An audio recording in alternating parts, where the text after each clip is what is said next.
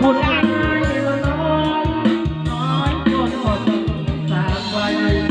อกหักครั้งนี้วันไหวอับน้องเด็กใจบ่สงสาร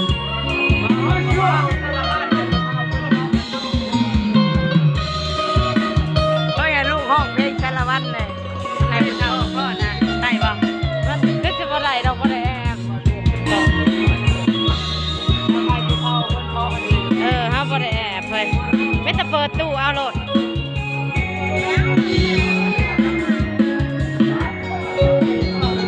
เอาว่าอยากให้ว่าบอกเองท่านมันแต่ละเส้นใจเย็นความใจว่าไม่ใช่ไรเนาะแต่เป็นผู้หญิงจะไม่ได้กันนี่ได้ต้องมาเสียน้ำตาหลังจากสาวปริญญายังฟ้าอารมณ์ตาโอ้ยพอผู้ดีเถิดนะกำลังลดเย็นน้ำตาให้เบามานา